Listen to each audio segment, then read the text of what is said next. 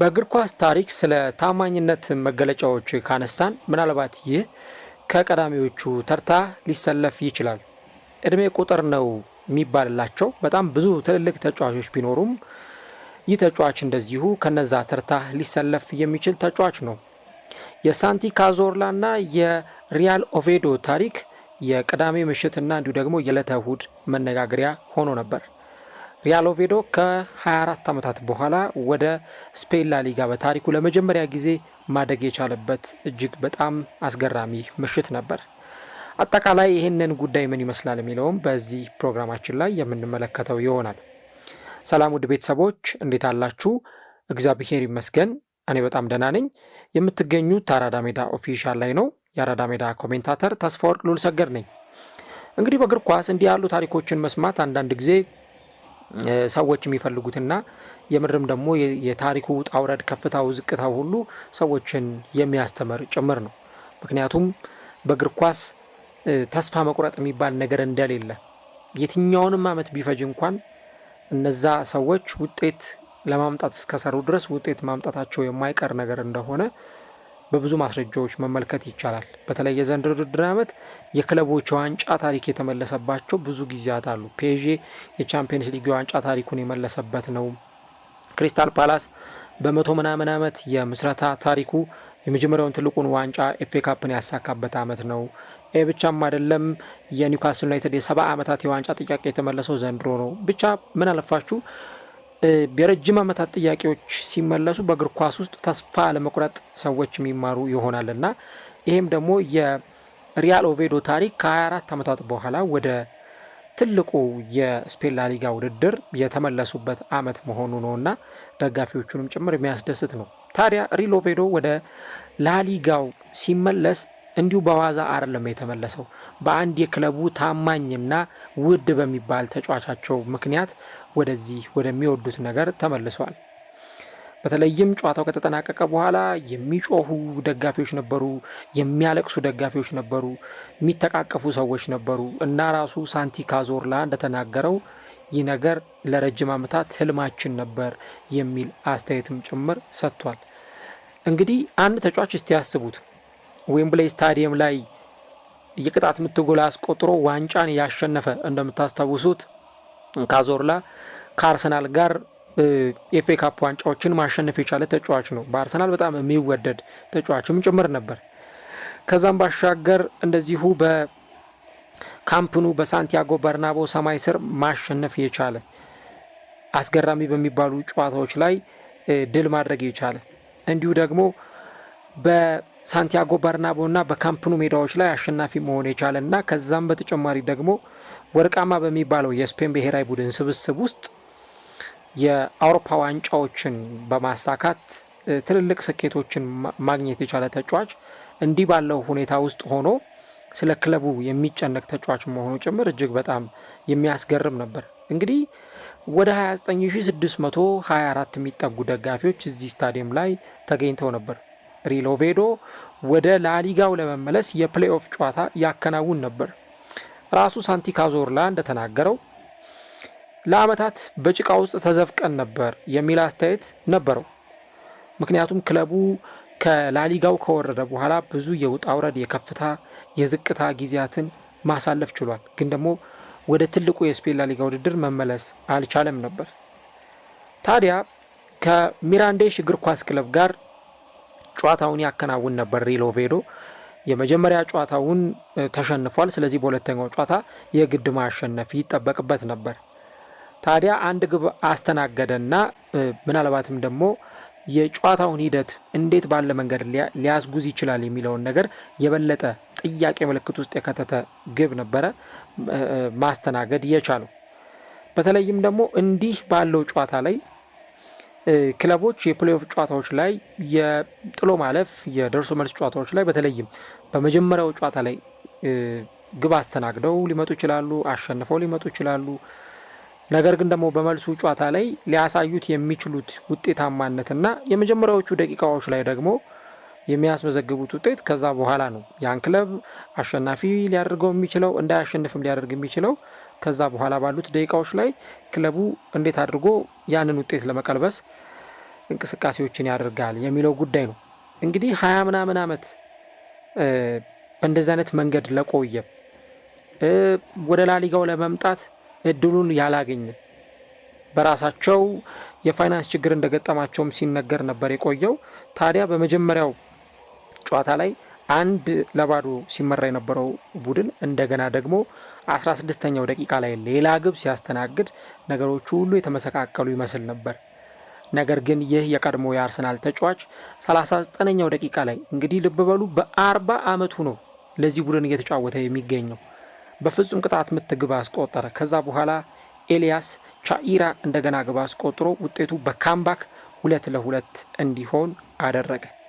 ጨዋታው ወደ ኤክስትራ ታይም ከመጣ በኋላ በ103ኛው ደቂቃ ፖርቲሎ ግብ አስቆጥሮ የሪል ኦቬዶን ደጋፊዎች ጮቤ ያስረገጠና ወደ ላሊጋው እንዲመጡ ያስቻለውን ግብ ማስቆጠር የቻለው በዚህ ጊዜ ነው። እንግዲህ ሳንቲ ካዞርላ እዛው ፎንሲሎ ውስጥ ነው ተወልዶ ያደገው። የህዝብ ቁጥሩ ምናልባት በጣም ጥቂት የሚባል ነው። እንደውም መንደር ልትሉ ትችላላችሁ። ወደ 100 አካባቢ ምናምን ሰዎች የሚኖሩበት ነው። ከኦቬዶ የ10 ደቂቃ መንገድ የሚፈጅ መንገድ ነው። ልክ እንደ አባቱ ጆዜ ማኑኤል የአምቡላንስ ሹፌር ነበሩ። በ2007 ነው ከዚህ ዓለም በሞት የተለዩት። ካዞርላ ደግሞ የኦቬዶ ደጋፊ ሆኖ ነው በልጅነቱ ያደገው። ምክንያቱም ካዞርላን ብዙዎች የሚያውቁት ወደ ቪላሪያል ከመጣ በኋላ በቪላሪያል ባሳለፋቸው ዓመታት ከዛ በኋላ ወደ ማላጋ በመቀጠል ወደ አርሰናል በሄደባቸው ጊዜያት ነው እንጂ ተጫዋቹ በኦቬዶ ገና በልጅነቱ የመጫወት ታሪክ ነበረው። ታዲያ በሚገርም ሁኔታ እሱና የቡድን ጓደኞቹ ሮቢ ቶራል፣ ፔሮ ማንሶ እንግዲህ በታዳጊነት እድሜው ከሳንቲ ካዞርላ ጋር አብረው ያደጉ ተጫዋቾች ነበሩ። እንዲሁ ደግሞ የእሱ ታላቅ ወንድሙ ናንዶም እዛው ኦቬዶ ውስጥ የሚነሱ ታሪኮች ነበሯቸው። ካዞርላ በ8 ዓመቱ ነው ኦቬዶን የተቀላቀለው። ልክ እሱ የ16 ዓመት ልጅ ሲሆን እነሱ ከስፔን ላ ሊጋ ወርደው ነበር። እናም በ18 ዓመቱ ከዛ ክለብ ለመልቀቅ ተገደደ። ካዞርላ ህይወቱን ያሳለፈው እንዲህ ባለው የህይወት መንገድ ውስጥ ነበር እና እንዳለመታደል ሆኖ ለኦቬዶ አንድም ጨዋታ በዋናው ቡድን ውስጥ ማከናወን አልቻለም። ከዛ በኋላ ለረጅም ዓመታት በቆየበት ጊዜ ሁሉ ሳንቲ ካዞርላ እንግዲህ ኦቬዶ በ2001 ከወረደ በኋላ ጭራሽ ደግሞ በ2003 እንደዚሁ ከዲቪዥኑ መውረድ የቻለባቸው ጊዜያቶች ተፈጥረው ነበር። ሳንቲ ካዞርላ እንደምታውቁት በተለይም በአርሰናል በጣም አሰቃቂና መጥፎ ጊዜያትን ያሳለፈ ወደ 12 ለሚጠጉ ጊዜያት የቀዶ ጥገና የተደረገለት የሰውነቱ በተለይም እግሩ ላይ ባክቴሪያዎች እንደነበሩና ያ ኢንፌክሽን የሰውነቱን ቆዳ ሲበላው እንደነበረም ጭምር የህይወት ታሪኩ የሚያሳይ ነው። አርሰን ቬንገር በወቅቱ እንደተናገሩት እኔ በህይወቴ ብዙ ጉዳቶችን አይቻለሁ፣ እንደዚህ አይነት ግን አሰቃቂ ጉዳት አይቻላውቅም ብለው እስከ መናገር ደረጃ የደረሱበት ጉዳት ነበር ሳንቲ ካዞርላ ያጋጠመው። ከዛ በኋላ እንደውም በፈጣሪ ቸርነት ነው ሳንቲ ካዞርላ በስትክክል መራመድ የቻለው እንጂ ራሱ ሐኪሞቹም እንደውም ሲናገሩ መጫወት አይደለም ከዚህ በኋላ በእግሩ ቆሞ ከተራመደም ተአምር ነው ብለው ይናገሩ ነበር።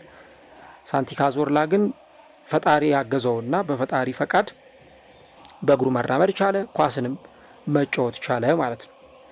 እንግዲህ ይህ በሆነበት ጊዜ ከዛ በኋላ ካዞርላ ብዙ ጥሩ የስኬት ዓመታትን በእግር ኳስ ኬሪየሩ አሳልፏል። ቅድም እንዳልኳችሁ በቪላሪያል፣ በማላጋ ከዛ በኋላ በአርሰናል ጥሩ ጊዜያትን ካሳለፈ በኋላ እንደገና ወደ ቪላሪያል ተመልሶ መጥቶ ያሳለፋቸው ጊዜያት ነበሩ።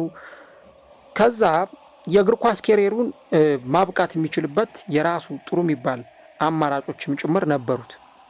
በተለይም ደግሞ ሳንቲ ካዞርላ በ2012 ክለቡ ከፍተኛ የፋይናንስ ውጥንቅጥ ውስጥና የፋይናንስ ትርምስ ውስጥ በገባበት ጊዜ ገንዘቡን ኢንቨስት በማድረግ የክለቡን የአክሲዮን ድርሻ በመግዛት ለልጅነት ክለቡ ያለውን ፍቅር አሳይቶ ነበር።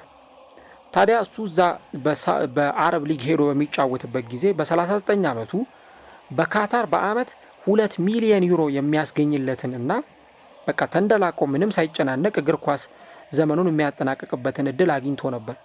ልብ በሉ እንግዲህ ገንዘብ በሚዛቅበት ሀገር ውስጥ ነው በአመት 2 ሚሊዮን ዩሮ የሚያስገኝለትን ደሞዝ ትቶ እሱ ግን በአመት 77,000 ዩሮ እየተከፈለው ለልጅነት ክለቡ ለመጫወት ሲል ወደ ሀገሩ እየተመለሰው ማለት ነው። እንግዲህ የፍቅር ጥግ እስከሄድ ድረስ ሊወስድ እንደሚችል ማሳያ ነው። እንደውም ሳንቲ ካዞርላ ምን ብሎ ነው የሚናገረው? እናንተ ስላልፈቀዳችሁልኝ ነው እንጂ እኔ ለዚህ ክለብ በነፃም ብጫወት ደስ ይለኝ ነበር ብሎ ነበር የሚናገረው ሳንቲ ካዞርላ። ይህንን ብቻ አይደለም ያደረገው፣ በዛ ክለብ 8 ቁጥር መለያ ነው የሚለብሰው። የሚለብሰውን መለያ ሽያጭ 10%ቱን ለክለቡ አካዳሚ ነበር እንዲውል ያደረገው። ምክንያቱም ክለቡ በአካዳሚዎች ላይ መስራትም ስላለበት ከዛ የሚገኘውን ገንዘብ እዚህ ላይ እንዲውልም ጭምር ይፈልግ ስለነበረ እና ወደፊት ደግሞ ይህንን ክለብ መወከል የሚፈልጉ ተጫዋቾች ካሉ ያን እንዲያደርጉ ሳንቲ ካዞርላ 10% ገቢውን ለአካዳሚ እንዲውል አድርጓል። እንግዲህ ቅድም እንዳልኳችሁ 12 ጊዜ ያክል የቀዶ ጥገና የተደረገለት 636 ቀናትን ከእግር ኳስ የራቀ ኦልሞስት ከ2 ዓመት እንደዚህ አካባቢ ከእግር ኳስ በትክክል የራቀ ተጫዋች ነበረ። የሴት ልጁን ንቅሳት እጁ ላይ አድርጎ ነበረና ያንን ንቅሳት ጭምር ነው ከእጁ ላይ አንስተው በስተመጨረሻ እግሩ ላይ አድርገው የነበረው እና ቅድም ያልኳችሁ አርሰን ቬንገር ያንን ነገር ሲናገሩም የነበረ ጭምር ቢሆንም ተጫዋቹ ግን ልክ ወደዚህ ክለብ በሚመለስበት ጊዜ ምን አይነት ጊዜ ሊያሳልፍ እንደሚችል እንዲህ ነው ብሎ እንኳን መገመት አይችልም ነበር። ታዲያ በመጀመሪያው የኦቬዶ የውድድር ዓመቱ ክለቡን ወደዚህ ፕሌይኦፍ እንዲመጡ ማድረግ ችሎ ነበር። ግን የዛን ጊዜ ይህ ክለብ በኤስፓኞል ተሸንፎ በፕሌይኦፉ ወደ ስፔን ላሊጋ ውድድር መምጣት ሳይችል ቀር። ነገር ግን ደግሞ ሳንቲ ካዞርላ ተስፋ አልቆረጠም። በባለፈው ከአልሜሪያ ጋር በተደረገው ጨዋታ በጣም አስገራሚ የቅጣት ምት ጎል በማስቆጠር ክለቡን ለመጨረሻው የፕሌይኦፍ የፍጻሜ ጨዋታ እንዲደርስ ማድረግ ችሏል። ታዲያ ከዚህ ክለብ ጋር የተደረገው የመጀመሪያው ጨዋታ አመልጦት ነበረ። እናም በጣም በብስጭት ሆኖ ከመስታወት ጀርባ ሆኖ ነበረ ጨዋታውን ሲመለከት የነበረው ከሚራንዴሽ ጋር የተደረገው ጨዋታ።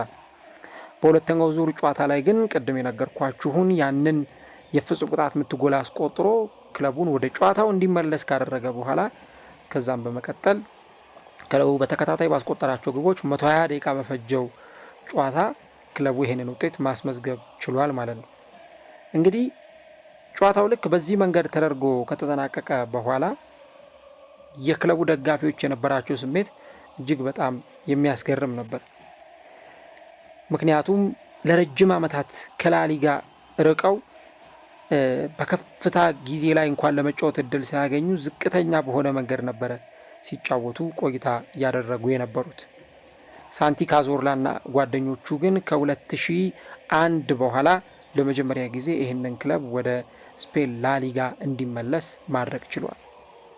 ይህንን ደግሞ ትልቁን ነገር ሲያሳኩ ሳንቲ ካዞርላ ያደረገው ነገር እጅግ በጣም የሚያስገርም ነበር እና ሪል ኦቬዶ እንደዛ የገንዘቡ ጥንቅጥ ውስጥ የገባ በጣም መጥፎ ጊዜን ሲያሳልፍ የነበረው ክለብ እንግዲህ በስተመጨረሻም ወደ ላሊጋ በመምጣቱ ደጋፊዎቹ የተሰማቸው ከፍተኛ ስሜት እንዲሁም ደግሞ በጣም አስገራሚ በሚባል ሁኔታ የክለቡን የመጨረሻ የፕሌይኦፍ ጨዋታ ማሸነፋቸው ለክለቡ ደጋፊዎች የሰጠው ደስታ ቀላል የሚባል አልነበረም።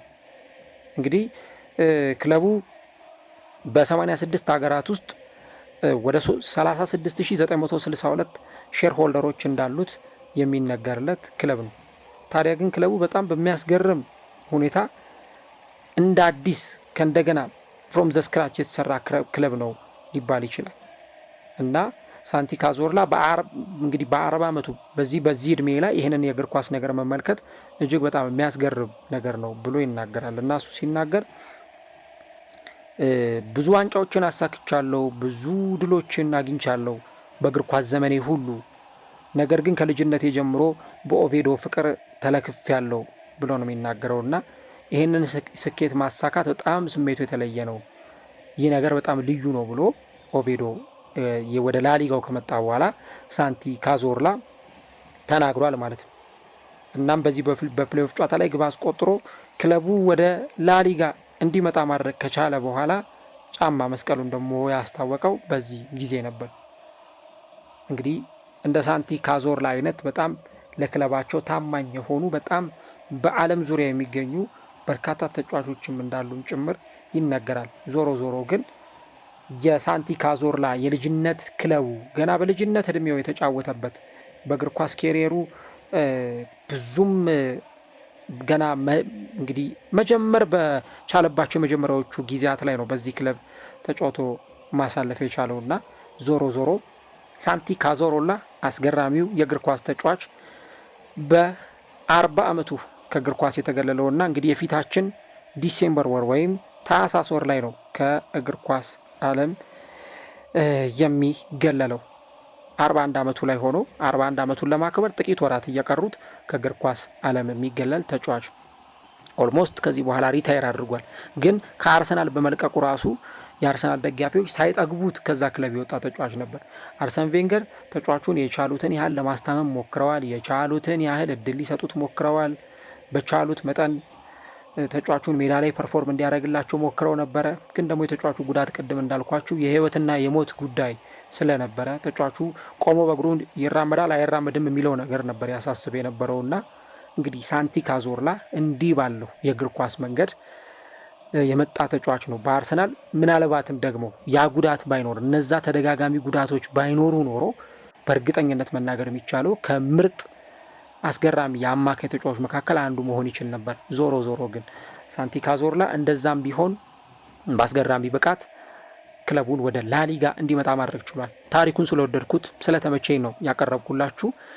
ሀሳቦቻችሁን በዚህ ታሪክ ዙሪያ ልታቀርቡልን ትችላላችሁ። በመጨረሻም በአንድ ወቅት ላይ ቲክቶክ ላይ ያቀረብኩት አንድ ፕሮግራም ነበረ ስለ ሳንቲ ካዞርላ፣ በተለይ ረጅም ቀዶ ጥገናዎችን ያከናወነው ተጫዋች ያንን የሰቆቃ ታሪክ እንዴት ነው ያሳለፈው የሚለውን ዶክመንተሪ ጋብዣችሁ እሰናበታለሁ። ሀሳቦቻችሁን ጻፉልን። ሳንቲ ካዞርላ ግን ከእግር ኳስ ከመገለሉ ከጥቂት ጊዜያት በፊት ይህንን አስገራሚ ገደል ፈጽሞ ሪያል ኦቬዶን በሚቀጥለው የውድድር ዓመት ወደ ላሊጋው እንዲመጣ ማድረግ ችሏል። ሪያል ኦቬዶ በ2024-25 በስፔን ላሊጋ ከ24 ዓመታት በኋላ የምንመለከተው አዲሱ የላሊጋው ቡድን ነው ማለት ነው።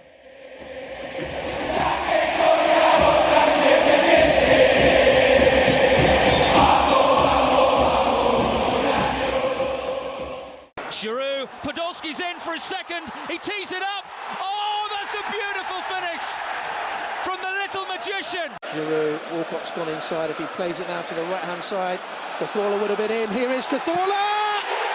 Arsenal have a fourth goal, Spurs made a half-time change that was always likely to leave them vulnerable on a counter down their left-hand side, and that is exactly what's happened. ነሰ ጊዜ ውስጥ ተመልሶም አርሰናል ከኖርዊች ሲቲ ጋር ባደረገው የሊጉ ጨዋታ ላይ ተሰልፎ ተጫወተ። ነገር ግን በሁሉም ውድድሮች